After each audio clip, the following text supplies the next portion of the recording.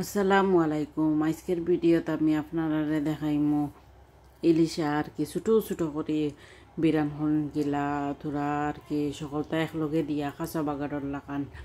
প্রথমে ফয়ের সারা ফালাই দাইম ইলিশার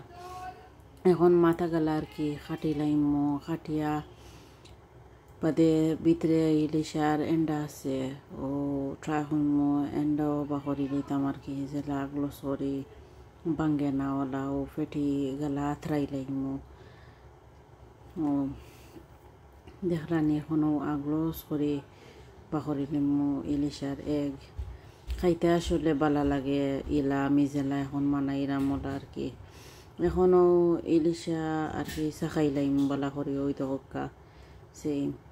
ইগালা ফেটি গালা আমি মুখি দিয়ে রান্ধিলিম আর কি এদায় থই দিম আর যে গালা গোসা বাজু আর কি ওলা ছোটো ছোটো করে খাটি লাইমু জেলা খামরোর লগে গোসা ভাঙ্গি যাইব আর ক্রাঞ্চি করমু আর কি বালা করি তো গোসও নরম হয়ে যাইব ও দেখরানি ওলা ছোটো ছোটো পারেন আর কি করি লাইন যেন আমি তোরা আর কি বড় রাখছি এখনও ফ্রাইং প্যানের মাঝে সরিষার তেল দিলাইছি 3-4 চামচর মতো হইব বাদে ও ইলিশার মাঝে এখানে আমি রসুন দিলাইছি দেওয়ার বাদে রসুন ছোটো সাইজের একটা আর পেঁয়াজও দিছি একটা আর কি ওলা ছোটো সাইজও দিলাইলা বাদে লবণও দিলাইম আর কি 1-4 চামচ দেওয়ার বাদে গরো যেটা মশলা আমরা খাই হলুদ 1/2 চামচ মরিচের গুঁড়া 1/2 চামচ ধনিয়ার গুঁড়া 1/2 চামচ আর কারি পাউডার 1/2 চামচ ও সকলটা লেখাও আছে চাইলে দেখতে পারবা ও ওটা দিয়া আর এখন আদি পালা করে মাখাই লাইমো ও দেখরানি মাখাই লাইছি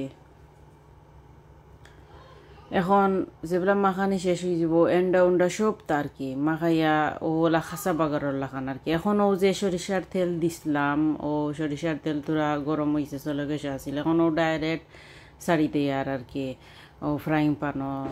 সারার বাদে গিয়েও বালা করি লাড় মই কানো 10 মিনিট ওলা 15 মিনিট আর কি লাড়মু লাড়িয়া আর যেগুলা আর কি দেখবা পুরা ক্রিস্পি আর ক্রাঞ্চি হয়ে গেছে ওগুলা ধনিয়া পাতা দিলাইবা দিয়া লামাই লিবা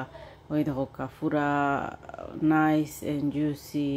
আর যে মজাও হয়েছে আশা করি ভিডিও দেখে আপনার ভালো লাগবো প্লিজ ভালো লাগলে আমার আরও রেসিপি আছে আপনারা দেখবা লাইক দিবা শেয়ার করবা আর সাবস্ক্রাইব করবা থ্যাংক ইউ